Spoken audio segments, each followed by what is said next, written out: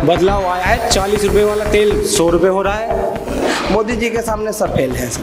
तो विपक्ष में बंदा ही कोई नहीं है, क्योंकि उनमें एक जुटता नहीं है। मजबूत इरादा बनाना पड़ेगा कि सरकार बदलें। पेट्रोल के सब आदमी गिनते हैं, दारू पे देखिए। तो मोदी जी के अलावा कोई दूसरा बंदा नहीं है, और ये देश के लिए अच्छा नहीं है।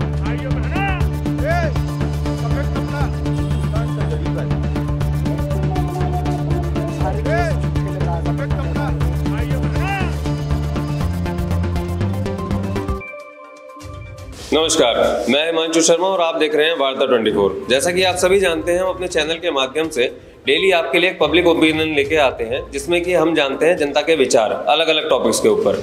तो आज का जो हमारा मुद्दा है वो है कि 2024 में कौन होगा प्रधानमंत्री पद का मजबूत दावेदार। चलिए जानते हैं जनता से। नमस्कार सर। नमस्ते सर। आपका शुभ नाम? मेरा नाम ग्रीष्मन गोयल। सर, 2024 में क्या लगता है आपको, कौन मजबूत दावेदार है जो प्रधानमंत्री पद का असली दावेदार है? आज की स्थिति देखते हुए हमारे सामने मोदी के अलावा कोई दूसरा, मोदी जी के अलावा कोई दूसरा बंदा नहीं है। तो हमारी ये बहुत बड़ी विडंबना है कि हमें मोदी जी को ही बनाना पड़ेगा, पर ये देश के लिए अच्छा नहीं है, क्योंकि अपोजिट एक पक्का होना चाहिए, तभी देश तरक्की करता है। तो अगर आपकी विचारधारा इस तरीके की है तो राहुल गांधी जी के बारे में आपके क्या विचार है? राहुल गांधी जी इसके लिए नाम नहीं ले रहा हूँ, मैं बोला विपक्ष पक्का होना चाहिए जो उन्हें टक्कर ले सके, जिससे मोदी जी वो देखें कि मेरा कोई काम देख रहा है। अभी तो मोदी जी के दिमाग में जो है उनकी टीम में वही करते हो, तो अपोजिट में कोई बोलने वाला ही नहीं है। वो जरूरी चाहिए, विपक्ष का मजबूत होना जरूरी है। होना चाहिए, कोई भी एक्सवाइजेड, मैं नाम किसी का नहीं ले रहा, पर यही अब इस टाइम प्रॉब्लम है देश हमारे, कोई विपक्ष में बंदा ही कोई नहीं है, क्योंकि उनमें एक जुटता नहीं है। विपक्ष में राहुल गांधी जी तो हैं, अभी वो पूरी भारत जोड़ो यात्रा उन्होंने चलाई है, कुछ ठीक है, पर ऐसा नेता होना चाहिए जिसकी मतलब गठन हो। उसमें राहुल गांधी का मैं नाम किसी का नहीं बोल रहा भाई, कोई भी एक्सवाइजेड हो, पर वो सॉलिड हो, जिसकी बात में वजन हो। जैसे मोदी जी की बात में वजन है, जो उन्होंने बोला वही होना है। तो इशू ये है कि हमारे सामने कोई दूसरा नेता है ही नहीं। आपकी क्या राय है इस बारे में? मेरा नाम पशुपति। हम लोग मोदी जी के पक्ष में हैं। अभी जितने भी नए काम, अच्छा काम जितने भी हो रहा है मोदी जी कर रहे हैं, और नया देश के लिए अभी जो भी है प्रधानमंत्री मोदी जी ही। मोदी जी के जो मतलब आप कह रहे हैं कि अच्छे काम कर रहे हैं, जो मतलब क्या काम किए हैं मोदी जी ने, थोड़े से गिनवाएंगे? अभी जितने हाई टेक्निकल काम है सब मोदी जी के काम है। अभी जो पहले कैश चलता था, अब कैशलेस नहीं चल रहा है। घर में गैस कनेक्शन नहीं था, गैस कनेक्शन हो गया, बिजली कनेक्शन हो गया, गांव-गांव में शिक्षा का हो गया, शौचालय का हो गया। अभी जितने भी है सब मोदी जी के देन। लेकिन गैस के सिलेंडर के दाम तो बहुत बढ़ गए हैं। नहीं, वो सिलेंडर का दाम तो हर बार बढ़ते ही रहा है ना शुरू से। अभी PNG लगा दिया, IGL लगा दिया, तो IGL में तो बहुत कम है। अभी सिलेंडर के दाम कम हो गया, जो 1200-700 पे आ गया। और पेट्रोल के दामों के लिए क्या बोलेंगे? पेट्रोल के दाम तो शुरू से चलते आ रहा है ना। शुरू से कहाँ चलता आ रहा है? पहले पेट्रोल 50 रुपए 60 रुपए था, अब पेट्रोल 100 रुपए से भी ऊपर पहुंच गया था बीच में। 10 रुपए भी हुआ है ना, अब 110 से 98 रुपए पे हो गया है। ये तो अब सब मोदी जी पे डालेंगे तो कैसे होगा? तो क्या लगता है आपको, इलेक्शन के बाद ये दोबारा 110 को 120 पहुंच जाएगा? रेट भी तो बढ़ रहा है सर, दारू का रेट भी बढ़ रहा है उसमें। पेट्रोल के गिनते हैं, दारू के रेट कभी कोई आदमी नहीं गिने, पेट्रोल के सब आदमी गिनते हैं, दारू पे देखिए। तो सब मोदी जी पे नहीं, मोदी जी के जो अच्छाई है उनके बारे में देखिए। ये तो हर आदमी एक मुद्दा उठाते हैं ना, पेट्रोल के दाम बढ़ गया, गैस के दाम बढ़ गया, लेकिन जो अच्छा काम है उसके बारे में अच्छाई है तो सामने पूरे देश के सामने है। अब जैसे विपक्ष में राहुल जी पूरे तरीके से तैयारी में जुटे हुए हैं, भारत जोड़ो यात्रा भी उन्होंने करी थी, मोहब्बत की दुकान भी उन्होंने खोली है, और इसका असर कहीं ना कहीं हमें कर्नाटक में देखने के लिए मिला है। तो इस बात पे आपको क्या लगता है, इलेक्शन के अंदर किस तरीके की टक्कर देंगे राहुल गांधी इस बार मोदी सरकार को?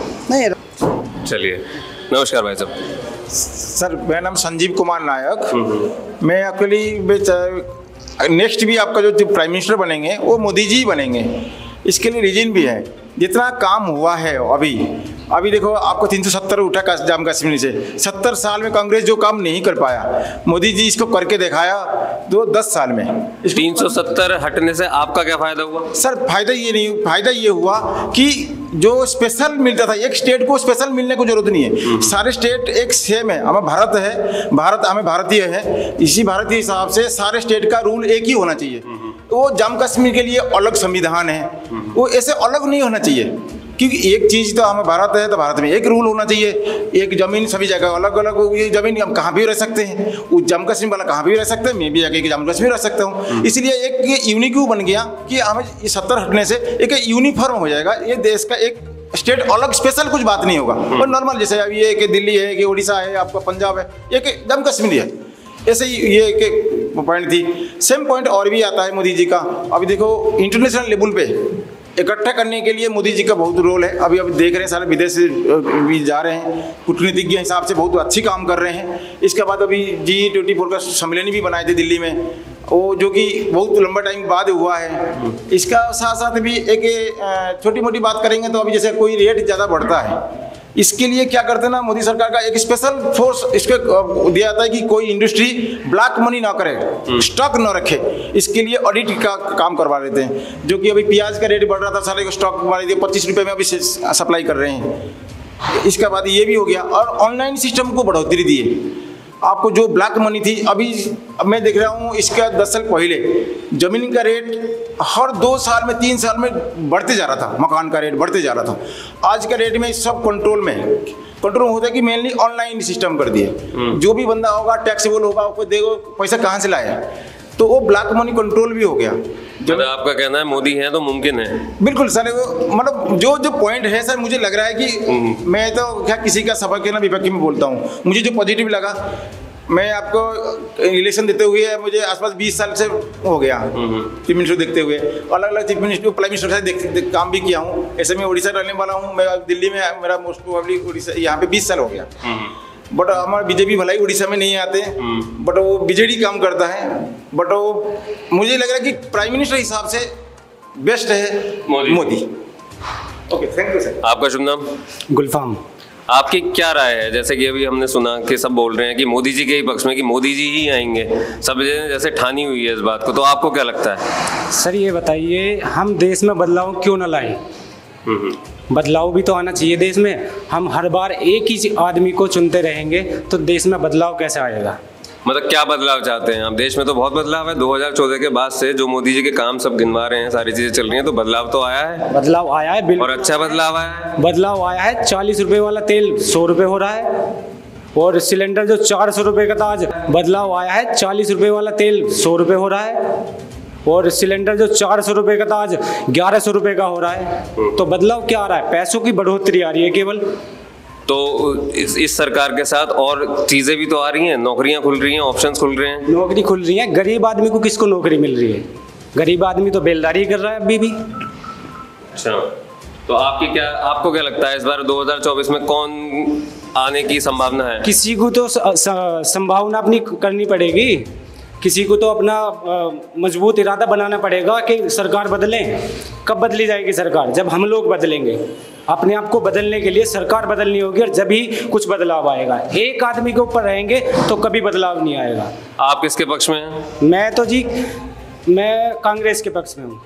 कांग्रेस ने मतलब ऐसा क्या किया जो आप कांग्रेस के पक्ष में हैं? इतने काम मोदी जी ने किए, 370 हटा दी, इतने हाईवे बन रहे हैं, डिजिटल हो रहा है, सारी चीज़ें कैशलेस चीज़ें हो गई हैं, GST आ गया है, ब्लैक मनी हट गई है, इतनी सारी चीज़ें हुई हैं। तो ऐसा कांग्रेस ने क्या किया है जो आप चाहते हैं कि दोबारा कांग्रेस ही मतलब सत्ता में आए? अच्छा, तुमने देखा है कि कभी मोदी के राज में ऐसा नहीं हुआ कि जय श्री राम और जय श्री राम?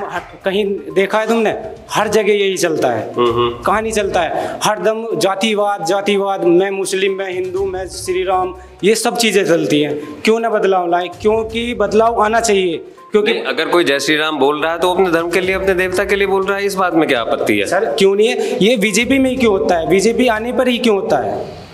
अच्छा, आपका कहने का मतलब है कि ये धर्म की राजनीति है? बीजेपी का ही खेल है। जब बीजेपी आएगी तभी हिंदू राष्ट्र अपना मुद्दा उठाएगा, जय श्री राम और जय श्री राम। अच्छा, कांग्रेस सरकार में ये चीज नहीं है, वो धर्म की राजनीति नहीं करते? इस टाइम में कभी नहीं देखा कि गला पकड़ के किसी मुल्ला जी को पकड़ के बोल जय श्री राम बोल। आज तक किसी ने मुसलमान को देखा है कि बोल अल्लाहू अकबर? किसी ने बोला आज तक? नहीं बोला। आज तक की तुमने एक छोटी सी भी वीडियो नहीं देखी होगी इस बारे में। तो आपको क्या लगता है 2024 में सर राहुल गांधी जी ने अपना एक मिशन चला रखा है, भारत जोड़ो यात्रा भी उन्होंने करी थी, मोहब्बत की दुकान भी वो खोल रहे हैं, कर्नाटका के अंदर उसका काफी असर भी देखा गया है, तो 2024 में आपको क्या लगता है वो कितनी टक्कर दे पाएंगे मोदी सरकार को? सर मैं तो यही कहना चाहूँगा कि टक्कर दे न दे, पर लेकिन अब की बार सरकार बदलनी चाहिए। मैं सभी लोगों से विनती करता हूँ सरकार बदले और अपने देश को आगे बढ़ाएं। चाहे कांग्रेस हो, आम आदमी पार्टी हो, कोई भी आए, लेकिन बीजेपी हट जाए। आना चाहिए, बदलाव आना चाहिए, ये जातिवाद खत्म होना चाहिए। धन्यवाद। तो ये थे जनता के विचार आज की मोदी सरकार को लेके, और हमने जाना कि लोग किस तरीके से पक्ष में भी हैं, इसके विपक्ष में भी हैं, और किस तरीके से क्या क्या पॉइंट्स उन्होंने रखे हैं, ये आज हमने जाना इस पब्लिक ओपिनियन में। मैं हिमांशु शर्मा, आप देख रहे थे वार्ता 24। धन्यवाद। आप देख रहे हैं वार्ता 24।